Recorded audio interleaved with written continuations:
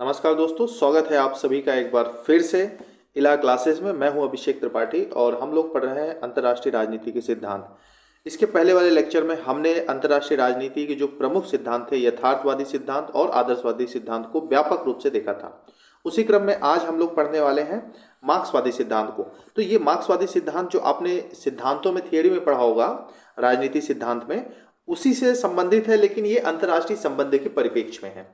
अब आप लोग बोलेंगे कि अगर वहां पे हमने ठीक से पढ़ा ही था तो अंतर्राष्ट्रीय संबंध के परिप्रेक्ष्य में क्यों नहीं था? क्या वो अधूरा सिद्धांत था? नहीं, वो अधूरा सिद्धांत नहीं था। ये उसी के परिप्रेक्ष्य में कुछ नई बातें समय के साथ बदलती रहती हैं। वहीं पे ये कुछ बातें हैं मार्क्सवादी सिद्धांत से संबंधित अंतर्राष्ट्रीय राजनीति में, उसी को हम लोग पढ़ने वाले हैं, जो कि परीक्षा के दृष्टिकोण से महत्वपूर्ण हो जाता है। और वैसे भी देखें तो जो अंतर्राष्ट्रीय राजनीति है, हम जनरली कैसे पढ़ते हैं? हम लोग दो परिप्रेक्ष्य में पढ़ते हैं। एक तो उदारवादी पढ़ते हैं, आपने पूरी राजनीतिक व्यवस्था में देखा था, उदारवादी पढ़ेंगे और या तो मार्क्सवादी पढ़ेंगे। तो इसी क्रम में ये सारी चीजें चलती हैं। तो चलिए शुरू करते हैं। इसमें देखिए मार्क्सवादी सिद्धांत अब है क्या। देखिए सबसे बड़ी बात है कि जैसे हमने देखा था कि जो उदारवादी और आदर्शवादी सिद्धांत है वो क्या फोकस करता है, उसका फोकस ये रहता है कि बाजारवादी व्यवस्था पे। हमने देखा था ना, लिबरलाइजेशन, हर चीज को लिबरल करेगा, नॉर्म्स करेगा, सीमित शासन की बात करेगा, पूंजीवादी व्यवस्था की बात करेगा। लेकिन मार्क्सवाद क्या है? मार्क्सवाद इन सारे सिद्धांतों के उलट कुछ भी ऐसा आधार नहीं मानता कि सामाजिक संबंध या अंतर्राष्ट्रीय राजनीति के संबंध स्थापित हों। उसका मानना है कि सबसे बड़ी चीज होती है अर्थ, और अर्थव्यवस्था और अर्थ के आलोक में ही वह सारी चीजों का विश्लेषण करना चाहता है। ठीक है, तो इस संबंध में अगर आप देखें तो मार्क्सवादी सिद्धांत अंतर्राष्ट्रीय संबंधों का निर्धारण कैसे करेगा? आर्थिक कारकों के आधार पर करेगा। अच्छा, ये तो ठीक है, लेकिन अगर हम बात करें कि क्या मार्क्स ने ऐसे सिद्धांत दिए थे? तो नहीं दिए थे। अगर इन सिद्धांतों की बात होती है कि इसका विकास फिर हो कहां से गया, तो अंतरराष्ट्रीय राजनीति में मार्क्सवादी सिद्धांत का जो विकास हुआ वो मुख्यतः लेनिन और स्टालिन के विचारों से हुआ। किसके विचारों से? लेनिन और स्टालिन के विचारों से हुआ। ये चीज याद रखिएगा, जो चीज परीक्षा में पूछी जाती है मैं वहां पे थोड़ा सा फोकस करूंगा और बार बार बोलता भी रहूंगा, क्योंकि पढ़ाने का कोई जो है कोई मतलब निकले। ठीक है, अब यहां पे देखें तो जैसा कि हमने बताया कि मार्क्सवादी सिद्धांत आर्थिक कारकों को महत्व देता है। अगर मैं थोड़ा सा रिवाइज कराऊं, कुछ लोग भूल रहे होंगे कि देखिए मार्क्सवादी व्यवस्था या जो मार्क्स थे उनको जनक माना जाता है। रॉबर्ट ओवन उससे पहले मार्क्सवादी सिस्टम तो दे चुके थे, लेकिन उसका वैज्ञानिक प्रतिपादन नहीं किया था। तो इन्होंने कार्ल मार्क्स ने उसका वैज्ञानिक प्रतिपादन किया और खुद को जो है वैज्ञानिक समाजवादी कहा। अच्छा, समाजवाद और मार्क्स साम्यवाद में अंतर भी उन्होंने बताया कि बोले देखो जो साम्राज्यवादी व्यवस्था है, पूंजीपति व्यवस्था है, वो गरीबों का, मजदूरों का शोषण करती है। ठीक है, बुर्जुआ वर्ग सर्वहारा वर्ग का शोषण करता है। ठीक है, क्योंकि वो थोड़े से उत्पादन में जो है थोड़ी सी लागत लगा के, बहुत सारी मेहनत गरीबों की लगा के खूब सारा प्रॉफिट कमाता है, और उतना जितना धन जितना उनको मिलना चाहिए रिटर्न में वो मिलता नहीं है। तो मार्क्स बोलता है कि भाई देखो, हम लोग क्या करेंगे, एक ऐसी व्यवस्था लेके आएंगे जिसमें सरकार ही सब कुछ करेगी, किसी निजी व्यक्तियों के हाथ में इतने संसाधन नहीं रहेंगे, जो जिस लायक होगा, जिसको जितनी जरूरत होगी उसको मिलेगा। तो उन्होंने बोला कि साम्यवाद में क्या करेंगे कि पहले सब जो पूंजीपति हैं उनको क्रांति करके उनको हटा देंगे, मार्केट मतलब हिंसक क्रांति ही रहेगी। ठीक है, और उसके बाद क्या करेंगे कि जिसको जितनी आवश्यकता होगी, जिसको जितनी जो जिस योग्य होगा उसको उतना धन मिलेगा। इसको इन्होंने समाजवाद बोला। लेकिन उसके आगे समाजवाद में भी कुछ पूंजीपति रहेंगे। जब पूरी तरह से पूंजीपतियों का नाश हो जाएगा तो साम्यवादी व्यवस्था आएगी, और साम्यवादी व्यवस्था में जिसको योग्यता के हिसाब से नहीं पाएगा, लोग अपनी आवश्यकता के हिसाब से पाएंगे। एक प्यून और एक प्रधानमंत्री, अगर एक प्यून की आवश्यकता ज्यादा है तो उसको वेतन ज्यादा मिलेगा, ना कि प्रधानमंत्री को, ना कि डॉक्टर को, ना कोई इंजीनियर को। तो ये चीजें इन्होंने मार्क्सवाद व्यवस्था ने बताई। ठीक है, सभी की समानता पे ज्यादातर इन्होंने जोर दिया, खासकर आर्थिक समानता, और बोलते हैं कि आर्थिक संबंध ही समाज में सभी संबंधों को निर्धारित करते हैं। ठीक है, ये चीजें आप व्यवहारिक रूप से भी देख सकते हैं कि भाई जिसके पास धन है उसी के पास जो है ज्यादातर चीजें मेंटेन रहती हैं, सम्मान भी उसी के पास है। इसी से एक लाइन है रामचरितमानस में कि समर्थ के नहीं दोस्त गोसाई। ठीक है, यानी कि जो समर्थवाद है उसके दोस्त नहीं होते। दोस्त ना होने का तात्पर्य भाई ये है कि उसकी गलतियों को रोज लोग नजरअंदाज कर देते हैं और वो भी मजाक में ले लेते हैं। तो आइए देखते हैं। तो अंतरराष्ट्रीय राजनीति में इसी सब बातों को स्टालिन और लेनिन के द्वारा जो विचार थे उन्हीं से आगे निकाला गया। अगर हम बात करें, क्योंकि अब मार्क्सवादी सिद्धांत है, तो ये किस चीज पे ध्यान देगा भाई? ये क्या करेगा? आर्थिक कारकों का विश्लेषण करेगा अंतरराष्ट्रीय राजनीति में, और बोलेगा कि यही कारक महत्वपूर्ण है जो अंतरराष्ट्रीय राजनीति को दिशा प्रदान करते हैं, बाकी सारी बातें बेमानी सी हैं। ठीक है। अच्छा, इन्होंने राज्य को जैसे यथार्थवादी और आदर्शवादी, इन्होंने किसको दिया था? राज्य को प्रमुख स्थान दिया था। इन्होंने बोला भाई देखो ऐसा है ना कि राज्य के स्थान पर वर्ग को ज्यादा महत्व दिया जाता है और वर्ग को ही मूल इकाई माना अंतरराष्ट्रीय राजनीति में। वर्ग से क्या तात्पर्य? देखिए, जैसे राज्य के स्तर पर इन्होंने बोला था कि दो वर्ग हैं, एक बुर्जुआ वर्ग है यानी कि, और एक सर्वहारा वर्ग है। बुर्जुआ वर्ग यानी कि शोषण करता है लोगों का, सर्वहारा वर्ग शोषित होता है और मेहनत वही करता है। तो बोले कि अंतरराष्ट्रीय राजनीति में अगर देशों के परिप्रेक्ष्य में देखें तो देश भी ऐसे हैं। जैसे अभी मैं समझाता हूं इसको, इन्होंने वर्ग की जो बात बोली, तो इनका जैसे उद्देश्य ही था कि समता मूलक शोषण रहित विश्व का निर्माण करना। क्यों समता मूलक? आर्थिक रूप से समता होगी तो सभी का जो है शोषण जो है रुक जाएगा, ठीक है, क्योंकि अधिक धन वाला, अधिक शक्ति वाला ही कम वाले का करता है, लेकिन जब सब बराबर होंगे तो उनका शोषण कैसे होगा? ठीक है। अब यहाँ पे बात आती है वर्गों की, तो यहाँ पे पहले मैं वर्गों को बता ही देता हूँ। जैसे यहाँ पे देखिए, इन्होंने बोला कि देखो एशियाई और अफ्रीकी देश और साम्राज्यवादी देश। साम्राज्यवादी देश जैसे कि ब्रिटेन, खासकर यूएसए, जो बड़े बड़े देश हैं जिनकी कॉलोनीज है, जिनका उपनिवेशवाद है, और जो उपनिवेशवाद के शिकार है वो एशिया और अफ्रीका जैसे देश हैं। तो जो बड़े देश थे उनको इन्होंने बुर्जुआ देश बोला, और जो छोटे देश थे, जो गरीब थे, जो शोषित थे, उसको इन्होंने क्या बोला? सर्वहारा देश बोला। ठीक है, सर्वहारा वर्ग का सदस्य कहा। अच्छा, ये बात तो हो गई, लेकिन जैसे एक बात ये आती है कि ये स्टेटमेंट बताना चाह रहा था मैं, इंपॉर्टेंट है। जैसे कि मार्क्स ने स्वयं तो अंतरराष्ट्रीय राजनीति का सिद्धांत नहीं दिया था, तो हमने शुरू में ही देखा, ये तो बात पता है आपको, लेकिन कई बार पूछ ले कि ये स्टेटमेंट किसका है। जैसे मार्टिन बाइट का स्टेटमेंट है कि अंतरराष्ट्रीय राजनीति में मार्क्स का जो है कोई अपना सिद्धांत नहीं है। ठीक है, अंतरराष्ट्रीय राजनीति में मार्क्सवाद का कोई सिद्धांत नहीं है।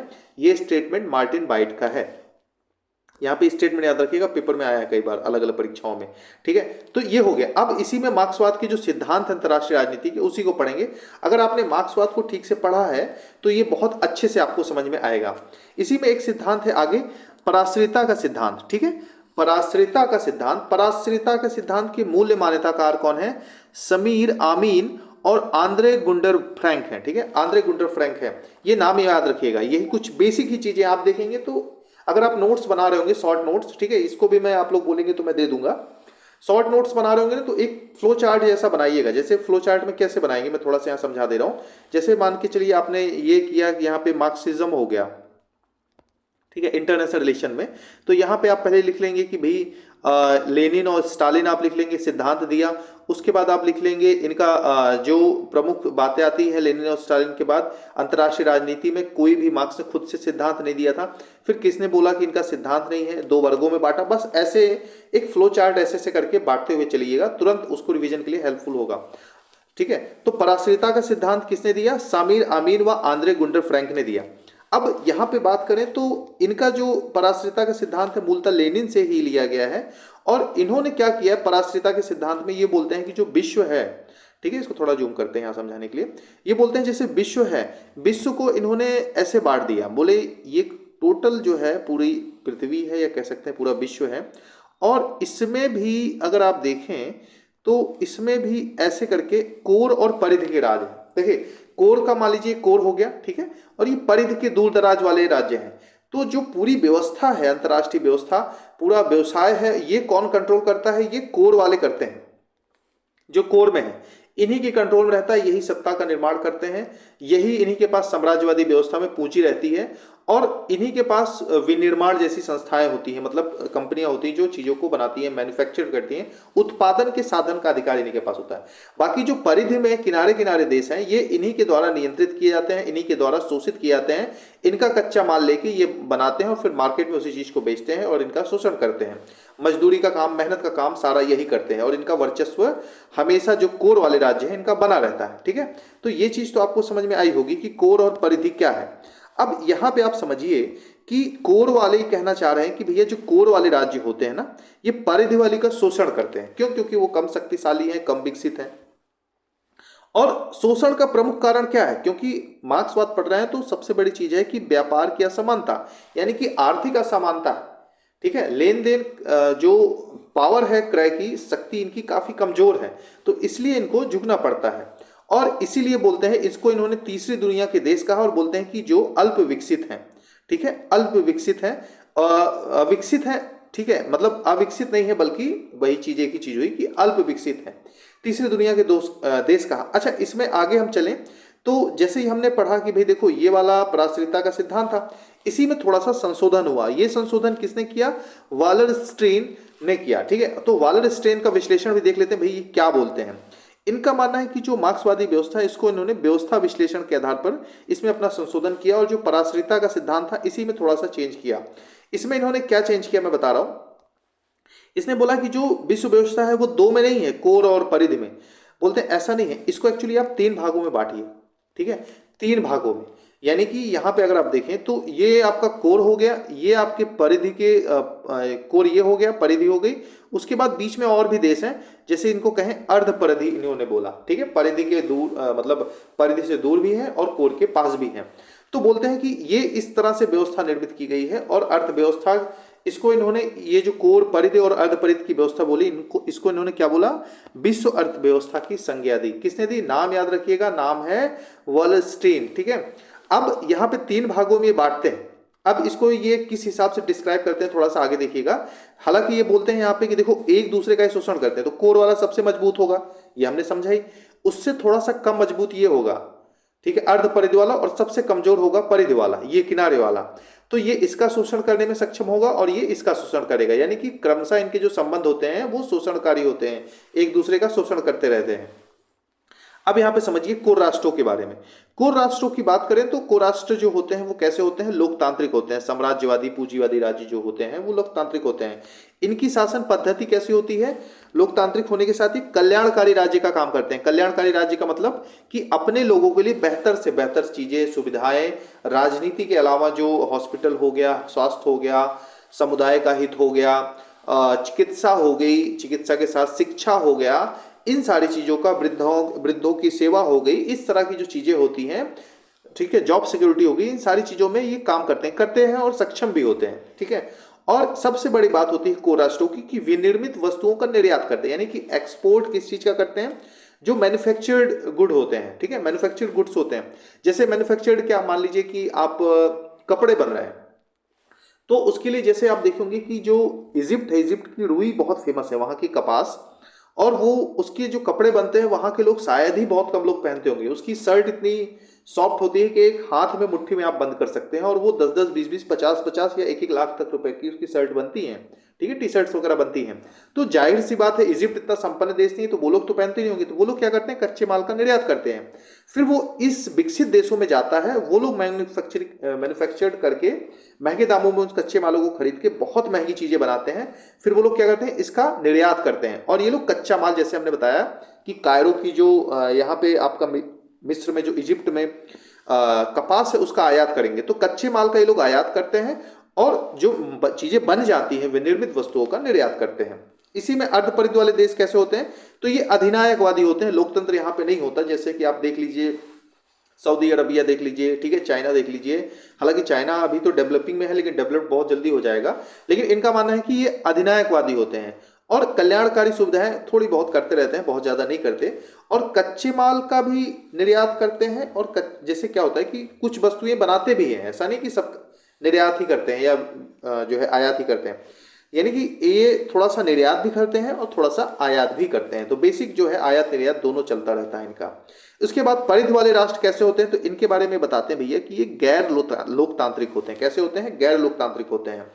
कल्याणकारी राज्य का इनमें अभाव होता है, और साथ में विनिर्मित वस्तुओं का आयात करते हैं। जैसे मान लीजिए कि बड़ी बड़ी, जैसे कायरो की जो कपास है उसका एग्जांपल दिया, तो बहुत महंगे महंगे कपड़े हो गए। लेकिन उसमें भी क्या होता है, जो इनके यहाँ भी पूंजीपति वर्ग हर जगह है भाई, बिजनेस वगैरह तो हर छोटे से बड़े देश में है, तो जो पैसे वाले वो खरीदते हैं। बाकी सामान्य चीजें जो फैक्ट्रीज वगैरह होती हैं ना, वो चीजें भी विकसित देश ही बना के भेजते रहते हैं। तो वहां से लोग ज्यादातर आयात करते हैं और अपने यहाँ से कच्चा माल भेजने का काम करते हैं। अब इसी में आगे चलें तो विल वारेन की संकल्पना को हम लोग देखते हैं। विल वारेन इस संबंध में क्या कहते हैं मार्क्सवाद के संबंध में? बस थोड़ा सा विचार है, बस इनकी किताब इंपॉर्टेंट है, इंपीरियलिज्म, पॉइनियर ऑफ कैपिटलिज्म। इनका विल वारेन यही बोलते हैं, जैसे हमने देखा कि कायरो छोटा सा देश, छोटा सा शहर है, कायरो तो शहर हो गया। इजिप्ट की बात कर रहे थे, तो इजिप्ट में अब ऐसा नहीं कि वहां पे भी इंडस्ट्री फैक्ट्री होगी नहीं, वहां पे भी लोग पूंजीवादी व्यवस्था व्यापार करते नहीं होंगे, तो वहां पे भी पूंजीवाद पहुंच गया है। वहां के लोग भी उपनिवेशवाद और उपभोक्तावादी संस्कृति को जो है अपना चुके हैं। तो पूंजीवाद वहां गया कैसे देखेंगे तो बोलते हैं कि तीसरी दुनिया के देशों में भी ये चीज पहुंच गई है, ये साम्राज्यवाद और पूंजीवादी व्यवस्था के माध्यम से ही पहुंची है। अच्छा, जो हम बार बार तीसरी दुनिया देश की बात कर रहे हैं, तीसरी दुनिया शब्द जो है, इस शब्द का पहली बार जो प्रयोग किसने किया था, वो अल्फ्रेड सोवी ने किया था। याद रखिएगा, महत्वपूर्ण है ये, ठीक है, इंपॉर्टेंट है। किसने किया था? अल्फ्रेड सोवी ने किया था तीसरी दुनिया के देशों के बारे में। आगे चलते हैं, बस ये आपका कंप्लीट ही हो गया है मार्क्सवाद। अब जस्टिन रोजेनबर्ग ने भी पूंजीवाद और वैश्विक समाज के संबंध में अपना विश्लेषण दिया है। ये भी मार्क्सवादी विचारक हैं।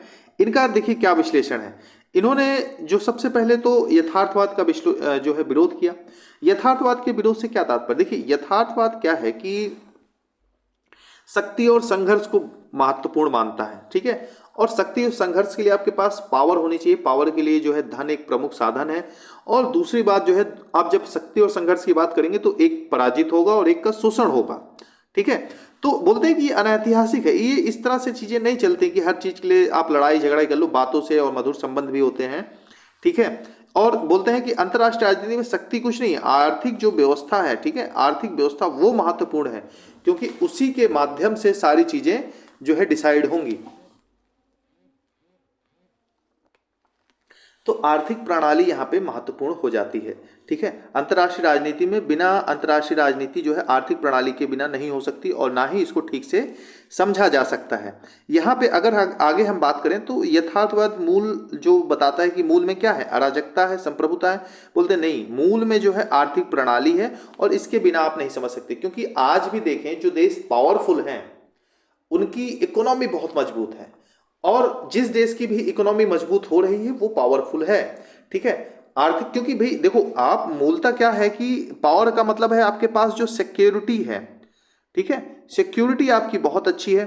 उसके बाद आपके पास आर्म है, आर्मी है ना, मिसाइल्स हैं। ये सब कैसे आएगा? पैसे से आएगा, परचेज कर लो। अच्छा, परचेज में मान लीजिए आपको कोई दे भी नहीं रहा है तो आप R&D कर सकते हैं ना, रिसर्च एंड डेवलपमेंट आप करके खुद भी डेवलप कर सकते हैं, कोई बड़ी बात नहीं है। लेकिन उसके लिए पैसा होना चाहिए। उसके बाद उस R&D के लिए भी जो लोग होने चाहिए, उसके एजुकेशन पे पैसा खर्च होना चाहिए। आपके एजुकेशन पे, आपके हेल्थ पे अच्छा पैसा खर्च होगा, तभी जाके आप अच्छा कुछ कर पाएंगे, ठीक है। ये बहुत से फैक्टर होते हैं। आप अपने जैसे बच्चों की हेल्थ पे अगर आप ध्यान देते हैं तो आने वाले समय में उन्हीं का विकास होगा और वही हेल्दी नागरिक बनेंगे। ऐसे अध्ययन हुए कि अगर आप बचपन में जितना कम, मतलब 5 महीने की एज, फिर 5 साल की एज और 10 से 12 साल की एज के बीच में, मतलब जितना नीचे जाएंगे, जैसे 1 साल तक की, अगर वहां पे आपके न्यूट्रिशन का या फिर कमियां हो गई तो पूरे जीवन कवर नहीं होगा। उसके बाद 5 साल हो गया तो और नहीं होगा। इस तरह से जो शुरू की एज होती है वहां पे, तो ये चीजें हम लोग के पास जागरूकता ही नहीं है, और सरकार इतनी सक्षम नहीं कि खर्च करे, क्योंकि बहुत बड़ा देश है। तो ये सारी अगर पैसे रहेंगे तो इन सारी चीजों पे ध्यान देंगे और अल्टीमेटली एक अच्छे विश्व का, अच्छे देश का निर्माण कर पाएंगे। तो अर्थ का इंपॉर्टेंस यहाँ पे आ ही जाता है। इसी में हम लोग यहाँ पे देखते हैं ग्रामसीवादी जो विचार है इनका, ग्रामसीवादी विचार जो इन्होंने किया, ये रॉबर्ट कॉकस थे, ठीक है। ग्रामसी के ही विचारों को अंतर्राष्ट्रीय राजनीति में रखा कुल मिला के।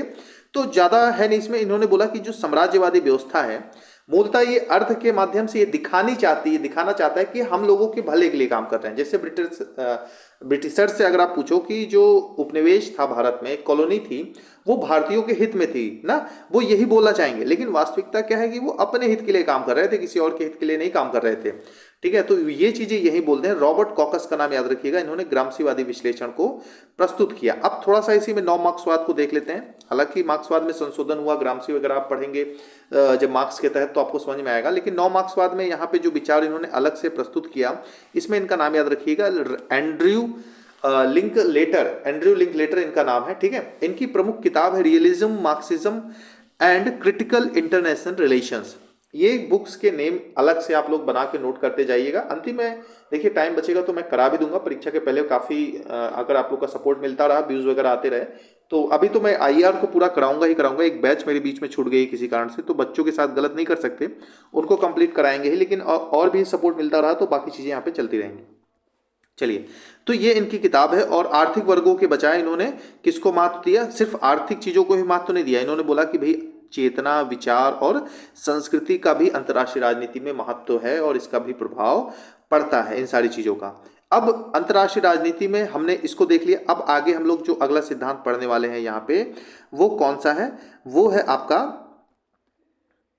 थोड़ा सा इसको चेंज करते हैं, ठीक है, वो आपका निर्णय निर्माण है। क्या है, निर्णय निर्माण। यानी कि अब अंतर्राष्ट्रीय राजनीति के जो सिद्धांत है मार्क्सवाद के बाद हम लोग डिसीजन मेकिंग जो थियरी है उसको देखेंगे। बहुत छोटा सा है, ज्यादा नहीं है।